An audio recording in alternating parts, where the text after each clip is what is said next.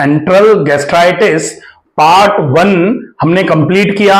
अब हम पार्ट 2 में देखेंगे कि एंट्रल गैस्ट्राइटिस जो होती है, आमाशय के एंट्रल हिस्से में इन्फ्लेमेशन जो होता है, सूजन आ जाती है, वहां पर लालामी रहती है, इसको आप आहार चिकित्सा के माध्यम से पूरे तरीके से कैसे खत्म कर सकते हैं और प्राकृतिक चिकित्सा में कौन सी प्राकृतिक चिकित्सा की ऐसी विधियां हैं जो इस एंट्रल गैस्ट्राइटिस को जड़ से खत्म कराने में आपकी मदद कर सकती हैं।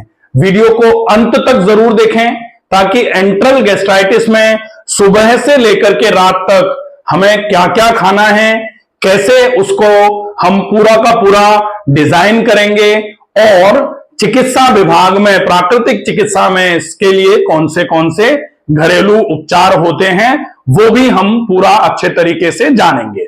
वीडियो को अंत तक देखें और अगर चैनल पर नए हैं तो प्लीज आप इस चैनल को सब्सक्राइब जरूर कर लीजिए। एंट्रल गैस्ट्राइटिस में पार्ट 1 में जो हमने देखा था वो था कि एंट्रल हिस्से में ये वाला हिस्सा जो है, इसमें सूजन आ गई थी और सूजन आने के कई कारण हमने देखे और उनके सिम्टम्स समझ लिए। सारा आप पार्ट 1 अगर आपने नहीं देखा है तो एंट्रल गैस्ट्राइटिस आप देख सकते हैं, एंट्रल गैस्ट्राइटिस के कारण और उसके जो लक्षण हैं वो।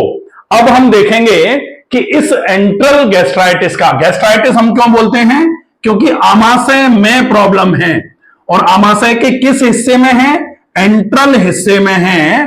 तो जो एंट्रम है उस हिस्से को अगर सूजन यहां आ जाए या इस हिस्से में दर्द रहे, लालामी हो जाए, गर्मी आ जाए और इन्फ्लेमेशन का एक साइन होता है कि कार्य क्षमता में कमी हो जाए, तो हम इन्फ्लेमेशन मानते हैं और इस इन्फ्लेमेशन को आइटिस से डिनोट करते हैं। तो गैस्टर पर आइटिस गैस्ट्राइटिस हो गई। ये तो बात हो जाती है, हमने पार्ट 1 में जो समझ ली वो। अब हम देखेंगे कि अगर ये एंट्रल गैस्ट्राइटिस हुई है तो इस एंट्रल गैस्ट्राइटिस को आहार के माध्यम से आप कैसे ठीक करेंगे। सबसे पहले हम ये देखें कि आहार के माध्यम से जो हम मुंह में खाते हैं वही यहां से होते हुए, आहार नाल से होते हुए आमाशय में आता है और आमाशय में आने के बाद वो अगर यहां से इस तरीके से अगर यहां इकट्ठा होगा तो इकट्ठा होकर के कहां ज्यादा रुक रहा है, इसी एंट्रल हिस्से पे ज्यादा रुक रहा है। तो हमें कैसा खाना खाना चाहिए जो एंटी इंफ्लेमेटरी हो नेचर में। एंटी इंफ्लेमेटरी का मतलब होता है जो सूजन रोधी हो, सूजन को रोकने का काम करने वाला आहार हो।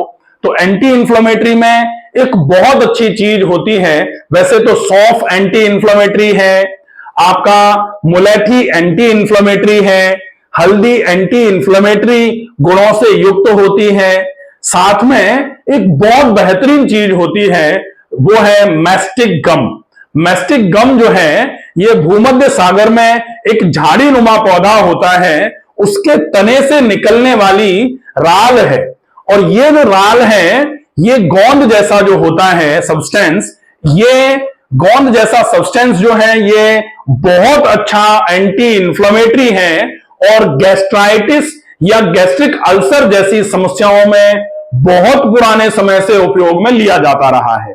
सामान्य तौर पर इसका उपयोग गैस्ट्राइटिस को ठीक करने के लिए बहुत ही ज्यादा उपयोगी है। इसका उपयोग हम दिन में 2 बार आधा चम्मच इसको अगर हम लेंगे, गम के रूप में यह आ जाएगा, गोंद जैसा है, इसको आप पानी में भिगो करके अच्छे तरीके से चला करके और उसको आप पानी के साथ चम्मच से खा सकते हैं या घोल अच्छे तरीके से बना करके ज्यादा पानी डाल करके पीने के उपयोग में भी ले सकते हैं। वैसे तो मैस्टिक गम आप सर्च करेंगे तो आपको हर जगह उसको आप ऑनलाइन ऑर्डर कर सकते हैं। मैस्टिक गम के कैप्सूल्स, टैबलेट, हर चीज आपको मिल जाएगी, लेकिन कोशिश करिए मैस्टिक गम अगर आप रॉ फॉर्म में कहीं से अवेलेबल कर पाए, हो पाए तो वो लीजिए, पानी में भिगो करके फिर आप उसका उपयोग करिए, वो ज्यादा उपयोगी माना जाएगा। अब हम देखें कि हम पूरी सवेरे से लेकर शाम तक की डाइट को किस तरीके से फॉलो करेंगे। सवेरे जैसे ही जागेंगे, जागते ही सबसे पहले हम कम से कम 3 गिलास सादा पानी पिएंगे। कम से कम 3 गिलास सादा पानी पिया, पानी पी करके 10 मिनट रुकेंगे। अब ये पानी हमने सादा पिया है, ये ध्यान रखने वाली बात है, पानी हम गर्म नहीं पिएंगे, ये विशेष ध्यान रखने वाली बात है। तो सादा पानी पिया, पानी पी के 10 मिनट रुके, 10 मिनट रुकेंगे, क्यों? क्योंकि इस 10 मिनट में पानी जो है वो आमाशय में अच्छे तरीके से पूरा का पूरा जो भी आमाशय में कुछ भरा हुआ है उसके साथ मिल लेगा। आमाशय की गर्मी जो है वो पूरी की पूरी पानी में आ लेगी, और फिर उसके बाद जब आप 10 मिनट रुक करके चलेंगे तो ये पानी जो है ये इस तरीके से आंतों में चलेगा 10 मिनट में, और चल करके ये पानी आंतों में ऐसे चलेगा, छोटी आंत से होते हुए बड़ी आंत से होते हुए ये पूरे के पूरे मल को इकट्ठा कराने का काम करेगा। और इस पानी का प्रेशर जो है, ये प्रेशर इस आंतों पर दबाव देते हुए मल को आगे की तरफ बढ़ाने का काम करेगा। इसलिए 10 मिनट रुकना है।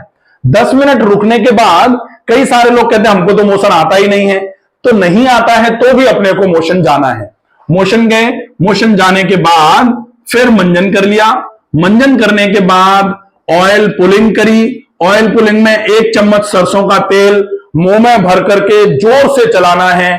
Oil pulling by doctor Ramakant Sharma, detail video है, आप उसको देख सकते हैं। वो करने के बाद इसको तेल को थूका, तेल को थूकने के बाद गरारे कर लिए, गरारे करने के बाद फिर आप नश्य कर लीजिए, और नश्य करने के बाद फिर व्यायाम के लिए तैयार होंगे। लेकिन व्यायाम के लिए तैयार होने के पहले आपको लेना है, यहां पर जो एंट्रल गैस्ट्राइटिस की प्रॉब्लम है उसमें हम सबसे पहले एक बार आंतों की पूरी धुलाई के साथ में सवेरे सवेरे कुछ एनर्जी ईल्डर लेना चाहेंगे। तो आंवला और मिश्री का उपयोग हम करेंगे। अब सामान्य तौर पर कई लोग कहते हैं कि आंवले से हमारा तो पहले से ही एंट्रल गैस्ट्राइटिस में वजन कम था, आंवला लेते हैं तो वजन कम हो जाता है। आंवला एंटी इंफ्लेमेटरी होता है, आंवला एंटासिड भी होता है, आंवला एसिडिटी करता नहीं है। एसिडिटी के लिए आयुर्वेद में आम्ल की रसायन का उपयोग किया जाता है। तो आंवला कम मात्रा में रखें, मिश्री थोड़ी ज्यादा कर लें, तो आंवला और मिश्री का पाउडर पानी के साथ मिला करके अच्छे तरीके से शरबत बना करके आप ले लेंगे। उसके बाद फिर आपको व्यायाम करना है। व्यायाम चिकित्सा इस एंट्रल गैस्ट्राइटिस के लिए जो है, यहां हम सिंपल सा 2 व्यायाम के बारे में ही चर्चा करेंगे।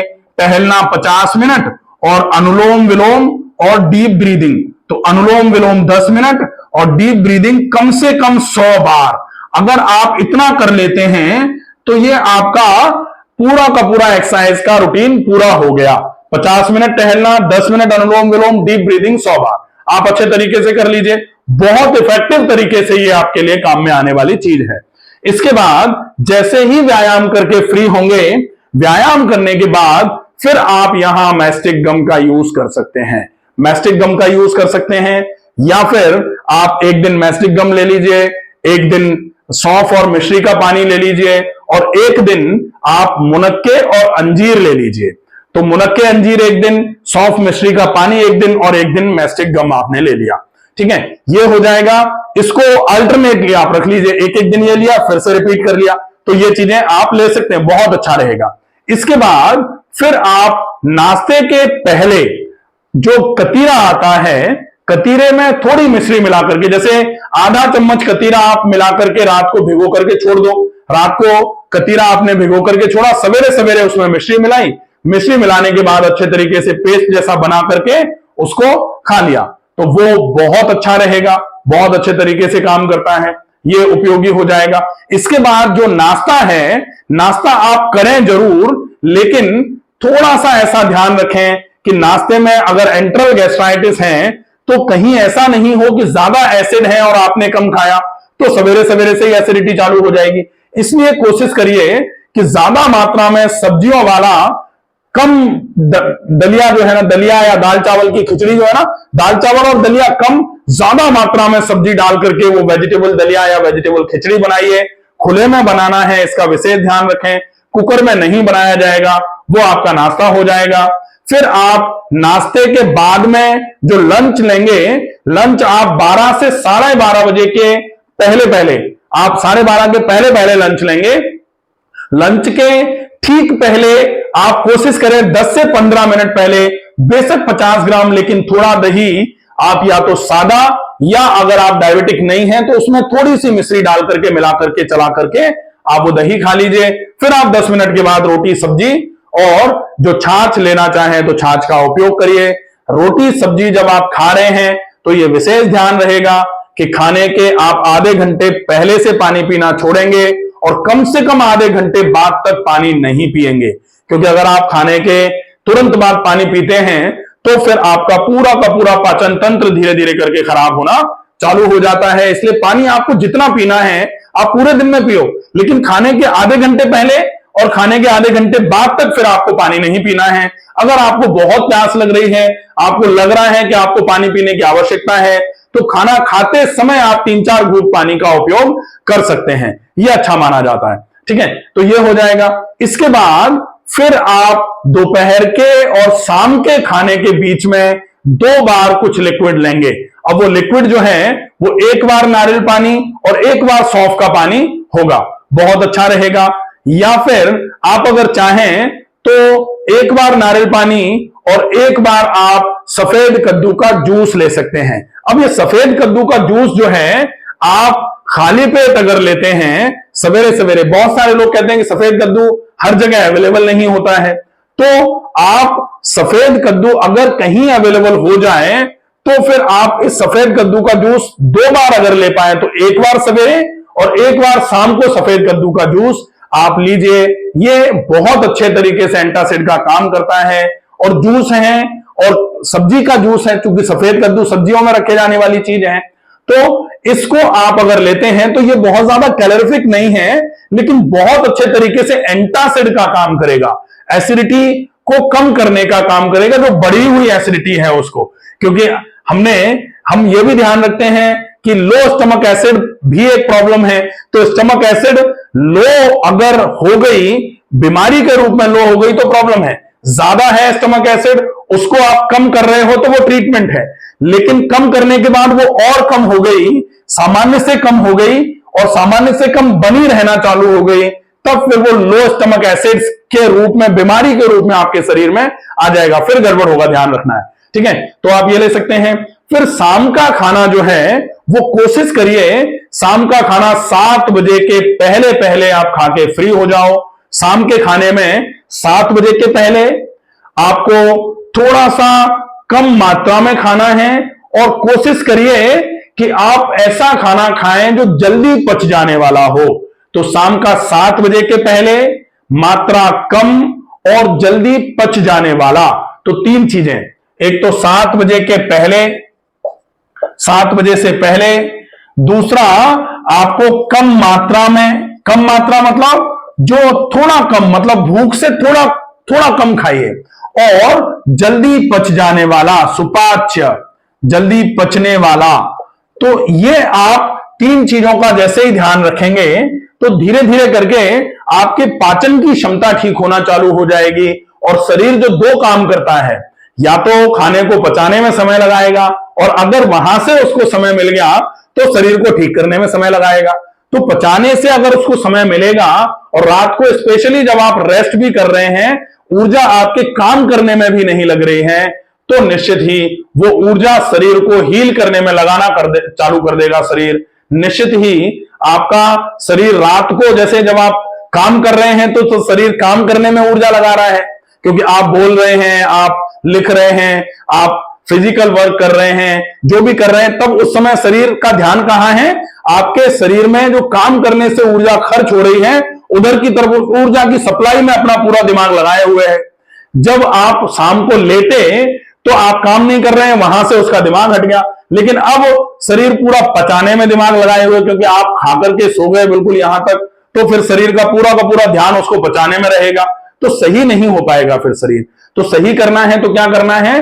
आप कम से कम रात को, जब आप काम नहीं कर रहे हैं, जब आपका शरीर विश्राम कर रहा है, ऐसे समय में पाचन तंत्र को भी थोड़ा विश्राम मिल जाएगा, निश्चित ही बहुत अच्छा आराम होना चालू होगा। तो ये पूरा डाइट है।